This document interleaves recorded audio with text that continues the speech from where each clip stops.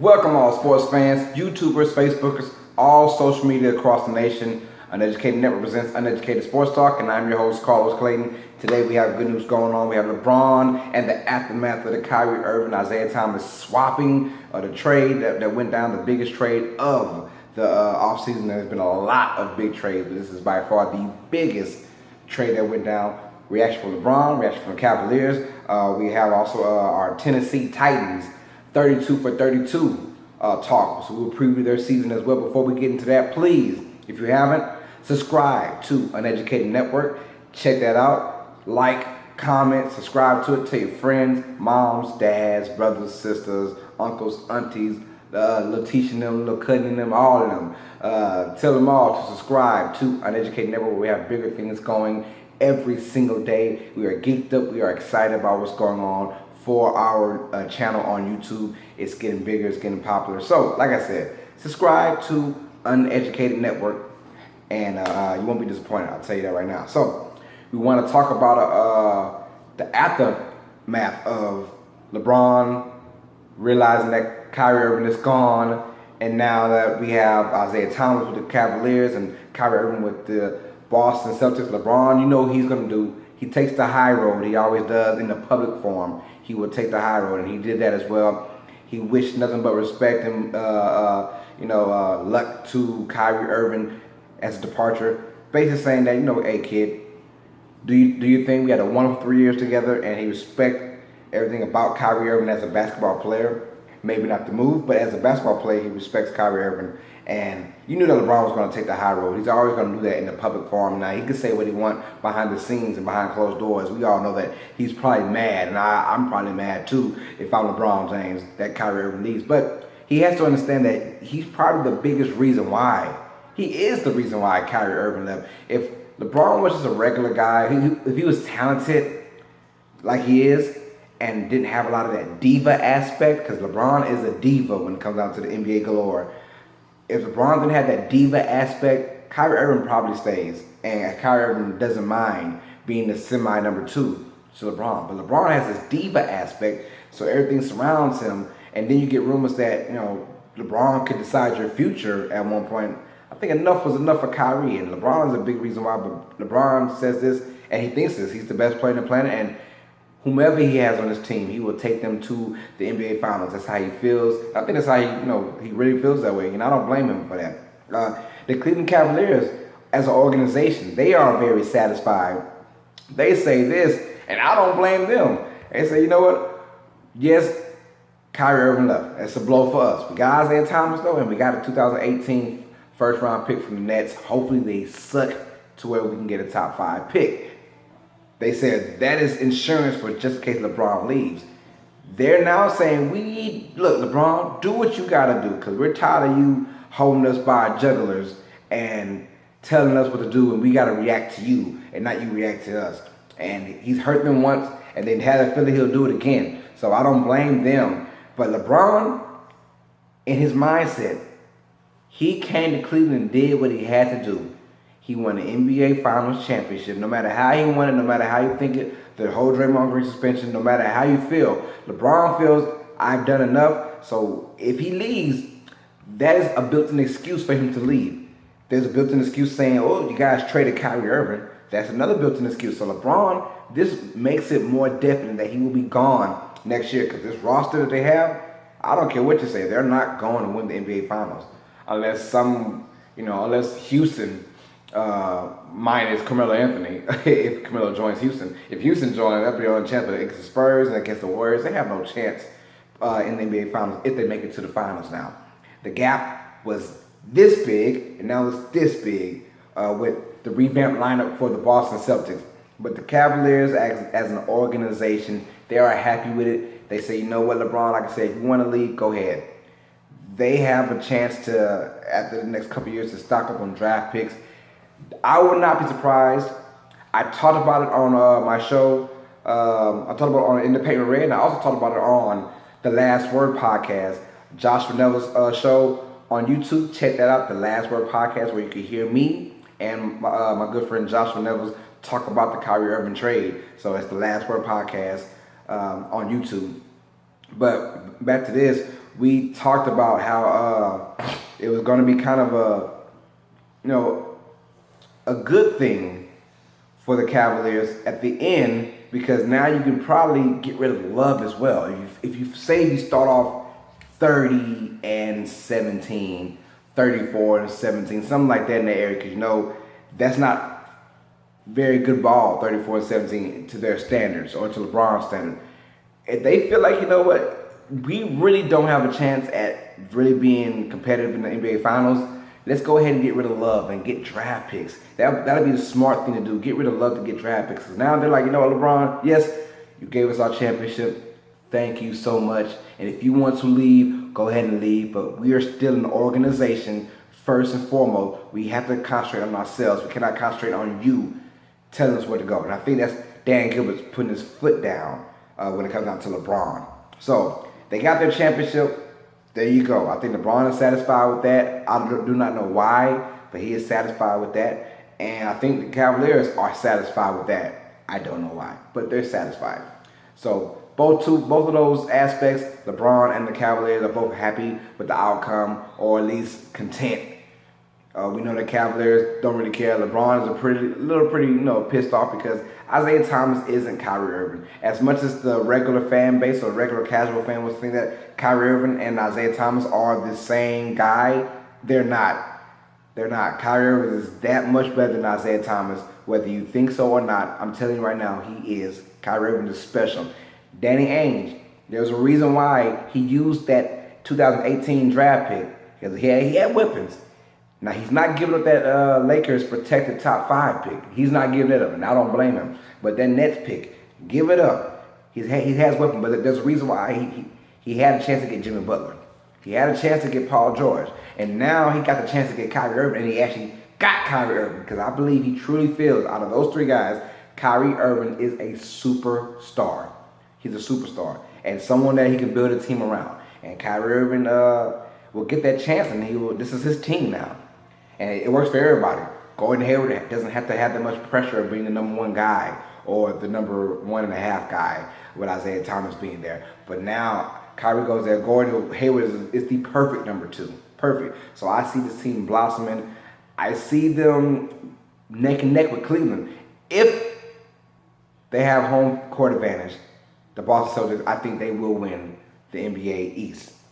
Now, if the Cavaliers have home court, it's a little different story. But I think if the Cavaliers want to be successful, their mindset from the jump, they have to be good every night. They have to have the best overall record. I've been saying this for the last 4 or 5 years from a LeBron James-led team in the East. They have to have the best overall record to win the NBA Finals, in my opinion. I think they have to have the best overall record. So a lot of things going down with that, man.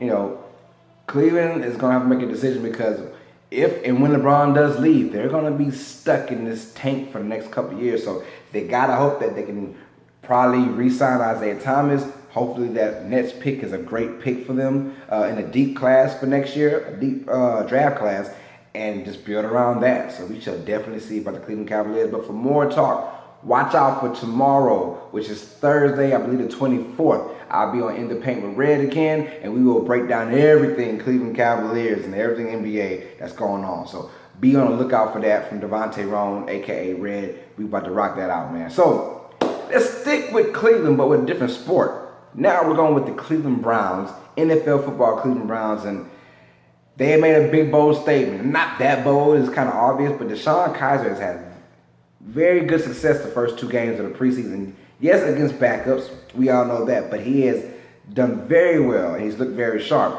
And on the flip side, Brock Osweiler, this guy just cannot catch a break, I tell you that, but he still makes money. So Brock Osweiler is being demoted to 2nd string. Deshon Kizer will start the 3rd preseason game, which is basically where the starters actually start. Well, now they're confirmed that Deshon Kizer has moved up the depth chart. He went from 3-2, now 2-1, and he is the guy in Cleveland for now in this preseason game. Brock Osweiler has sat back, and he struggled. He struggled 12 for 22 the first 2 games, but everything is dinks and dunks and checks. 67 yards of total passing yards for Brock Osweiler so far, and they just haven't looked good. They scored a big goose egg with him on the field. So they're trying to switch things up, and I don't blame the Browns. You got to do something. Got to change something, shake something up. I don't get why they got Brock Osweiler in the first place. I didn't understand that move, but they did that. Just trying to get anything going on. Deshon Kizer, in my opinion, I think he'll have a, once he gets settled into the NFL, I think he'll have a very good career. And I really hope it's with the Cleveland Browns. I hope he brings the Browns out of obscurity, out of out of hardship that they've been going through right now. Deshon Kizer will get that chance in week 3, the preseason game, to solidify his spot for the #1 quarterback for that team. And it's going to be very interesting to see what goes on. Brock Osweiler is, his time as a starting quarterback is probably done. He had that one remarkable season. I wouldn't even call it crazy remarkable, but he had a very good season with the Denver Broncos. And then he had that one bad game in the playoffs, one bad game in the regular season. And then Peyton Manning took over late in the season and then for the playoffs. So, Brock had a chance, and he made the most of it in Denver. But when he got his chance to be the guy, it did not work out for him, man. So hopefully he stays in the NFL. He'll probably be a backup for somebody, but his chances of being a starter are pretty much over with now. $16 million he is guaranteed for this year. That's a lot of money for being a backup, but at the same time, we all know what happened with Russell Wilson and when he was a 4th-round pick, and he was against I want to say, why am I forgetting his name? Floyd or something like that? I don't know. But anyway, he was against Matt Flynn. Excuse me. There we go. Matt Flynn. Matt Flynn versus Russell Wilson. And Russell Wilson was the 4th-round pick, or the 3rd-round pick, excuse me. And Matt Flynn was the guy that just got paid all that money. But Pete Carroll stuck with his guns and went with the best available player, the best person, which was Russell Wilson. I think the same thing is going on here. Brock Osweiler, is an unproven quarterback like Matt Flynn was, but then you get the rookie to come in, same thing, the 2nd-round pick coming in, and he'll start over there, and I think Deshon Kizer will have a decent career in the NFL with the Cleveland Browns. Hopefully no more quarterback changes after this. We shall find out. But are you guys ready for our 32 for 32? Stick with the NFL. Today we were talking about the Tennessee Titans. They make their way out of the AFC South. And here we go. Mike Mularkey, he's still on the interim basis as a head coach, but he has his team going in a positive direction. Marcus Mariota, he surprisingly is getting better and better every single year. So Marcus Mariota is going to be very good. The problem is he needs weapons.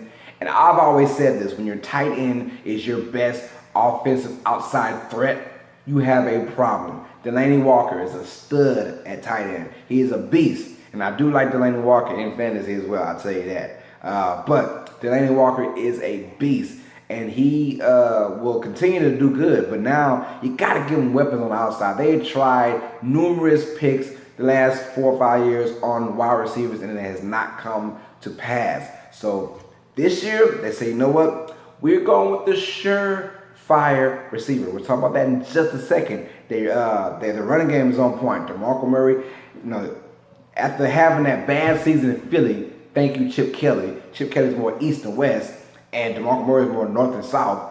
He finally gets on a team that understands his philosophy as a running back. Let me run the damn rock up the middle. Let's go. DeMarco Murray had a great year for the Tennessee Titans. An excellent year, man. And he will only get better, I think, because they already have a great offensive line in Tennessee to protect Marcus. And then you have a great running game in DeMarco Murray. And then you have a great backup in Derrick Henry. Here we go, though. The outside. And they had to fill those needs. And that plagued them a lot of time in games. Their defense, Brian Arapo, he's getting up there in age, so he's really falling off. And then Jonathan Cyprien is the guy they got from Jacksonville. Excuse me. And he's going to make a difference in that safety spot too, but they got a lot of things to do on defense. Excuse me, I don't know what's going on with myself. But they have a lot of things to do on defense. And here we go.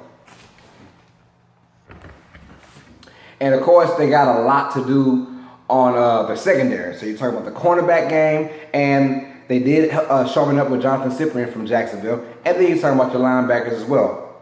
Or in that 3-4 technique defense, outside linebackers we're talking about. So, that being said, here's what they did in the draft. They had the number 5 pick from that crazy draft they had with the crazy trade with the Rams last year. So they had the number 5 overall pick. And they shocked the world, or at least shocked me, by getting Corey Davis, wide receiver from Western Michigan. And I was shocked, but I liked it. You want to take a gamble. This guy has been known as being one of the best receivers in the game. And yes, he's from West Michigan, but every time he played against a top-tier Division I school, he balled out. Or a Power 5 conference school, he balled out.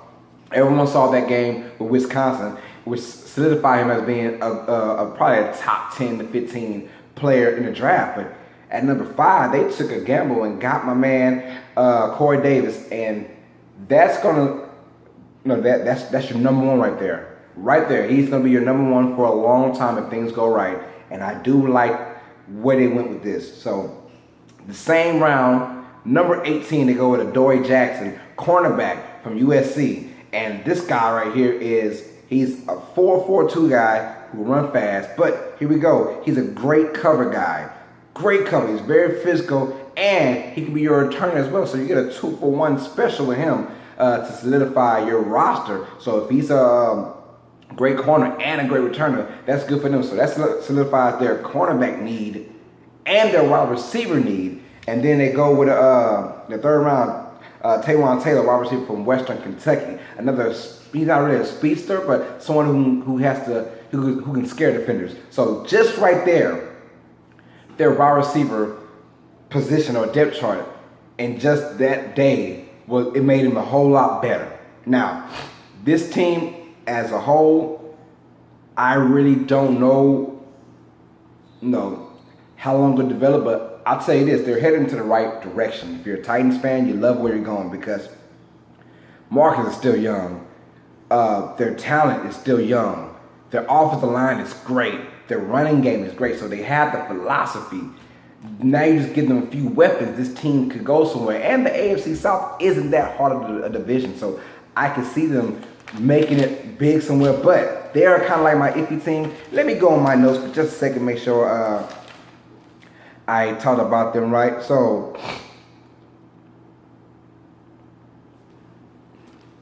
here we go. As of right now, I still have them at 8-8. But this team is on the cusp of it can either be 6-10 or 10-6. That kind of team. They have the right equipment to be good, but not enough to be good, if you know what I mean. So I got them at 8-8 right now, but I can easily see this team being better than what I just said, or I can see them being worse than what I said too. 8-8 is kind of a cop-out, and I hate using that record, but teams finish 8-8 a lot, so that just means you're an average team. So Tennessee is looking positive. I have them at 8-8, and that could damn near win the division. I mean, Houston, I think, is the best team and might go higher than that, but 8-8 is pretty good. And like I said, I can see them going 10-6 as well, or 9-7. But have them at 8-8. So tell me, how do you feel about LeBron James and how you feel about the Kyrie Irving, Isaiah Thomas trade as well? Did you like it? Did you hate it? Tell me how you feel about it, man, because it's gonna be a crazy regular season, like I said. And tell me how you feel about Deshon Kizer. Are there any Cleveland Browns fans out there? Please let me know. I feel so horrible for you guys right now. But if you are a fan, please comment. Tell me how you feel about Deshon Kizer having the starting role over Brock Osweiler. And if you're a Titans fan, tell me how you feel. Are they better than 8-8? Or are they worse than 8-8? No, 8-8 is a cop-out, but that's what I do when it comes down to records. I just call it how it is, man.